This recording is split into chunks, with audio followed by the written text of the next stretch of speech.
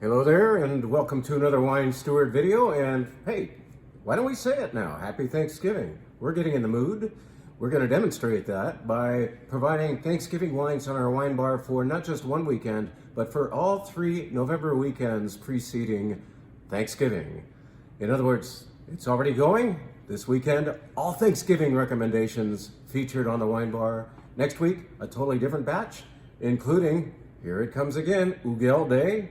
Those who know to come to that and celebrate the wines of Alsace with us 2 Saturdays hence, and we'll be elaborating on that. Let's get this weekend over with, tell you about this weekend's wine bar wines that are just so nice for Thanksgiving. And then the final weekend before Thanksgiving, we have a special guest, and I'm going to keep that a little bit of a secret for a little while. But we love the guy, and he will be here representing his wines from France and from the United States. He'll be here in person. I'm just gonna leave it there. That's it.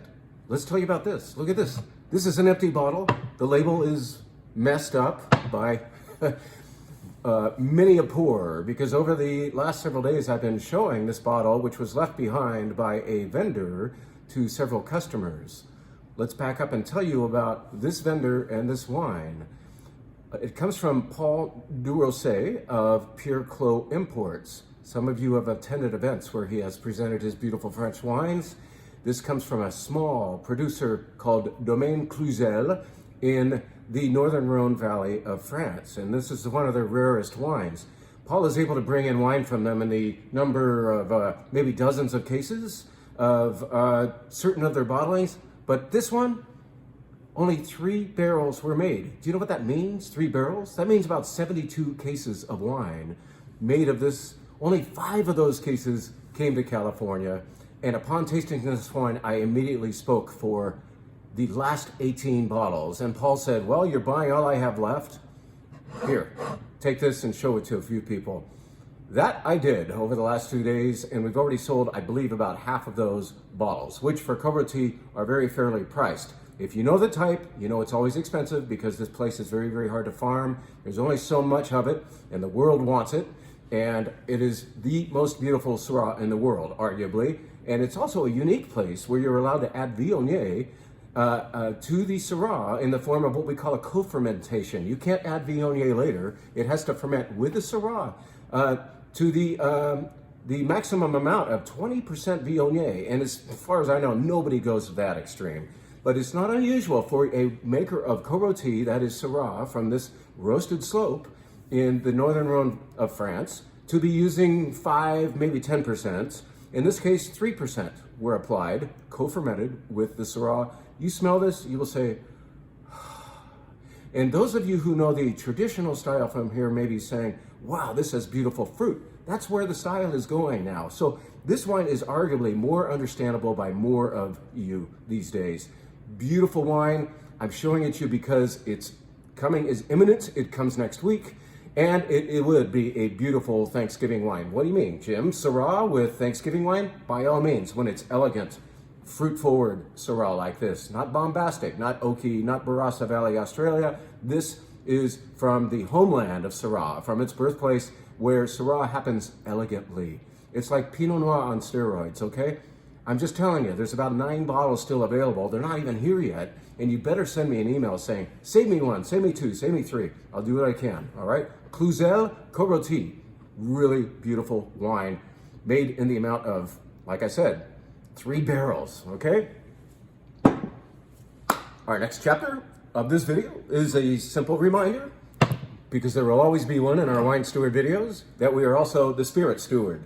We don't call ourselves that officially, but we do want to remind you that we have very thoughtfully chosen spirits downstairs, including this trio. I couldn't choose just one. I bought all 3, the Blanco, the Reposado, and the Añejo from basically Tequila 1, 2, 3, an organic producer, a small producer. Even the barrels are made locally, they're recycled. The glass is beautiful, but I can tell you that the contents are even more beautiful. This is classy, kind of higher end tequila, but if you have a tequila fan on your gift list, boom, get into these. I'm a fan of Blancos, I'm finding, but then I have the Reposado and I realize maybe I'm a reposado guy. And then I tried this añejo, which simply means it stays longer in barrel. So it's got a little more caramel yum to it on top of those crazy agave plant cactus qualities. And maybe I'm a añejo guy. Who knows? At any rate, all three of these are really, really lovely. Maybe give the trio to somebody if you're looking for a really nice gift. 1, 2, 3. Blanco, reposado, añejo. Very beautiful tequilas, and in fact, we're going to be showing them at our walk-around event happening down at Sideways next week, for which I believe 3 or 4 positions are still available. That's what we're down to. We're putting 100 people into that room, and 8 different tasting stations, including 1 tasting station, which will include these tequilas and the beautiful whiskeys of Starward, not Star Wars, Starward. And you can actually order Starward whiskeys to be engraved with a message of your own. So what a gift, huh? Beautiful whiskey that is personalized for that recipient in your life. How about that? Okay, let's tell you about a couple more things before we get into the WineBar lineup, because it's a very special time of the year for getting the goodies. The goodies are coming in. We recently tasted, yes, we actually got to taste it, and we're offered a little bit of this. This is timeless. I'm not going to take the tissue off and show you the label because some people who are going to give this would prefer that we keep the packaging intact. But this is a product of the Silver Oak people that is different from the regular Silver Oak program, which sees American oak, as you may know. This is not Silver Oak Cabernet. This is timeless red blend that has Merlot, Cab. I believe it includes 4 of the 5 Bordeaux varieties this year, and it is single vineyard. It's all from their most special vineyard in Soda Canyon. That's southeast Napa Valley up in the hills. And you can find a big difference between this and the other things that Silver Oak makes, in that it's not as brash and assertive with wood. It is more elegant. This is a nice, different thing from those folks, and obviously rarer in that we only got 6 bottles of Timeless by the Silver Oak people, single vineyard red blend. Get in on it while you can. Send me an email. Here's another goodie of which we captured 2 6-packs. There might be a little more out there for us to grab, but only 9 were available in the Bay Area the last time we checked. This is a 2015 Gran Reserva Rioja from Marques de Murrieta. Perhaps you know the name, maybe not, but if you peruse the Wine Spectator and look at other top 100 wines of the year lists, then you might recognize the name Igay, Y-G-A-Y. Igay, it should be Igay. That is a single vineyard Rioja from these same people. So Igay is the single vineyard Rioja from Marques de Murrieta, costing about $200 these days. And this is the Gran Reserva, which I would submit is nearly as good, if not as good, cost less, from the 2015 vintage, which was a kick-ass Rioja vintage.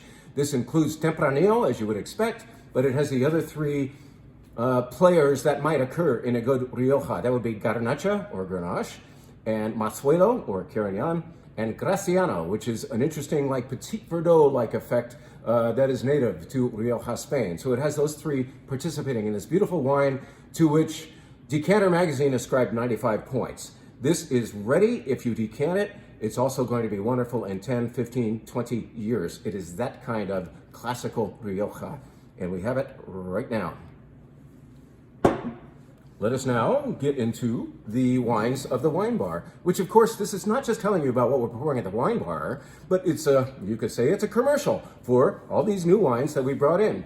Most of them are new, some are old friends, but let's show you how we're pouring them at the WineBar. Now, this is very, very cool. Those of you who have been buying champagne from us over the last 3 years will know a name, perhaps. It's kind of an awkward name, but it's de Saint Gall, or Saint Gall. Saint G-A-L-L. This is them. That brand, that label headed off to some other market, and so the people who are importing it have simply asked for a different label to be applied to the same stuff. This is that beautiful Blanc de Blanc back on the shelves of the Wine Steward. There was a bit of a hiatus between our carrying it before and our carrying it again now, and we have to explain the name. But more important than the name is the fact that this comes from a cooperative that provides the likes of Dom Perignon and Krug and others with some of their base wine, believe it or not. This is about 1,000 different growers sometimes of only 2 acres in the Cote Blanc, probably the most revered part of Champagne. These guys, this cooperative, these growers combined control over half of the Premier Cru and Grand Cru fruit of that holy location. And so quality is implicit. It's happening here in an affordable wine. Why affordable? Because these guys own their land, they pool their resources, they own one facility, not 100 facilities, and so save on overhead and make a damn good bottle of champagne. This is Blanc de Blanc. That means 100% champagne, usually, and it's under 50 bucks, and it has a lovely style of a little more fullness and roundness. It's softer instead of being too assertively acidic. How about that? It's a very pleasant champagne, of which we just bought a lot because we loved Desangal and we love it in its new labeled form. All right, that's the sparkling wine of the week. You can check it out by the glass. How about that? Now let's show you the white wines, which we would submit are all wonderful for Thanksgiving. And here in the what we call the pineapple bottle is the return of Villa Sparina, which is a Cortese. Cortese is the location within Piemonte, northwest Italy, and the grape will always be a grape called, I'm sorry, that is the grape. Sorry, reverse that. The grape is Cortese, the location is Gavi. So this is a Gavi, if we're speaking of location, and we often do when we're talking about European wines. Where's it from is often what is most broadcast on the bottle. And maybe on the back, you might see that it's made out of what grape? Class? I know I confused you. Cortese, Cortese. Very good Cortese. Next wine up. We've shown it before, we'll show it again. We've clubbed it at least twice. This is Minor Viognier from Paso Robles, and it bucks the trend of Paso Robles wines by being not over the top. They have restrained a grape that needs restraining. Viognier smells good, tastes good, but it's often too much good. You know, it's like, it doesn't know when to stop. Minor does it very well. That's what's happening, and it's beautiful Thanksgiving wine. You know, when you have white wine at the Thanksgiving table, you want fragrance. You want a lot of beautiful nose. You don't need oak necessarily. You want flowers and fruit in the nose. Certainly that happens here. This is Riesling from Washington State. We've carried it for about 5 years now. This is from the Long Shadows people, the people who make Pedestal Merlot and the Cabernet from Randy Dunn, Feather Cabernet. And this is Poet Sleep Riesling, which costs significantly less than those aforementioned reds. It is gorgeous every year, and I think they're getting better at it every year. I just visited the winery and said that to them, and they said, yeah, we think so too. They're nailing Riesling. Did you know Riesling is the second most planted white grape in Washington State? It is. Why? Because it does well there. All right, so Poet Sleep Riesling, virtually dry, the kind of thing you want to have at the Thanksgiving meal, because think of those dishes. Many of those dishes have kind of an implied sweetness. If you're doing ham next to the turkey, that will have a little bit of sweetness. The sweet potatoes obviously do that. There's an array of flavors where just a tiny bit of residual sugar comes in handy in the wine. Poet Sleep. The next wine is a rosé, as you can plainly see, from our friends at Peygaud in Châteauneuf-du-Pape. This can't be called Châteauneuf-du-Pape. There is no such thing as Châteauneuf-du-Pape rosé yet. I'll bet they'll be changing that rule soon. But it is made there in Châteauneuf-du-Pape from grapes from there and from just outside of the border. And Peygaud, of course, is a great producer, but Peygaud will always be eccentric, idiosyncratic, interesting. What some people were commenting on last night when they were trying this is that this doesn't taste like it's from Provence. Well, it's not. Well, it is. It's Northern Provence, but this is not the Aix-en-Provence style. This has a little more body to it, a little closer to the wines of Tavel across the river from here. So a rosé with body, a rosé type that would go wonderfully with what? Thanksgiving dinner, because it has more mouthfeel to it. Try it out, Peygaud Rosé. The final white wine is Chablis. We've gotten so many of you interested in Chablis. You're willing to spend a little bit more. White Burgundy is not inexpensive anymore, but great Chablis happens under $40 here from Vauquelin, and it is a gorgeous 2021 vintage. And we captured 2 cases of it, and it's going fast. This is, again, beautiful Thanksgiving wine. We're not always recommending oaky, buttery wines like Chardonnay can be from the United States. This is not like that. This is grown in prehistoric seabed. The oak treatment is minimal, or doesn't even, there might not have been any oak applied to this. In other words, it's high in nerve. It's beautiful, lean, refined Chardonnay, which is more about the mineral soil than the actual grape variety, if you will. Vauquelin, really nice Chablis.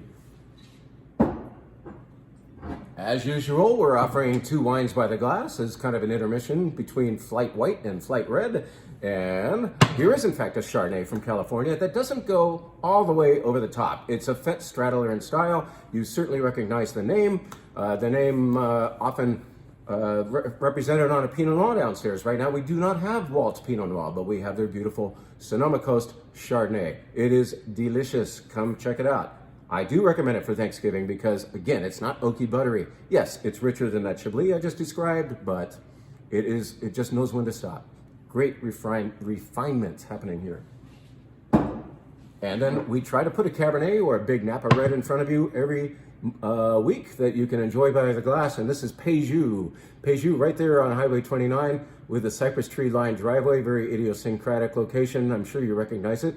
It's delicious, ready to go. 2021. We just gave this to the Red Collector Wine Club. They are loving it. We just showed it to somebody who's having a kind of like a higher end wine party. She loved it, and she's going to represent it in the form of 2 cases at her party. It is lovely, ready to drink, full-bodied and yet smooth, round Napa Valley Cabernet. Péjus. Have a glass. The red wine flight, as I said before, will feature wines that we are recommending for Thanksgiving. And one of the wines that we traditionally represent to you as fantastic Thanksgiving wine comes from Beaujolais. However, the store has kind of decided as a self-mandate to not promote Beaujolais Nouveau anymore. That simple, fun wine doesn't really represent the region very well. We are going to show you wines made of the exact same grape, but made more seriously. Yes, they're still beautiful and medium-bodied, wonderful perfume, but they are more durable and they go better with food. They don't taste like bubblegum, all right? So why don't we show you 2 of them in a row so that you can really get to know the type.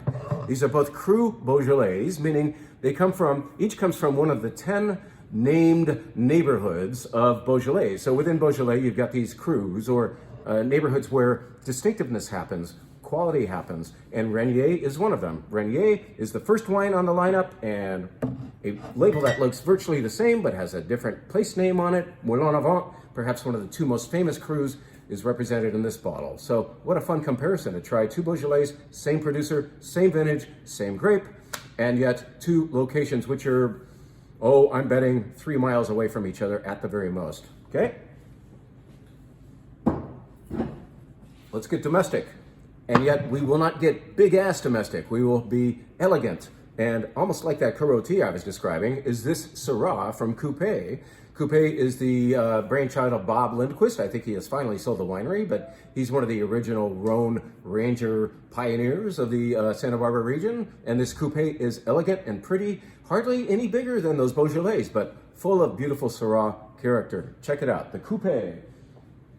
Next wine on the lineup is imported. It's not imported. It is brought up from Santa Barbara County and represented to us by our friend Tom Switzer. This is Pinot Noir from Ojai. Ojai is the brainchild of Adam Tolmack, who, along with Jim Clendenin, founded the winery Ojai, and then Jim Clendenin actually founded, Bon Clement, and a few years later, Adam Tolmack took off and started Ojai. So this is a long time player in the Santa Barbara County. This is Pinot Noir that's not too big, it's not too light, it is perfect. Santa Barbara County Pinot Noir. You knew we were going to recommend Pinot Noir for Thanksgiving, didn't you?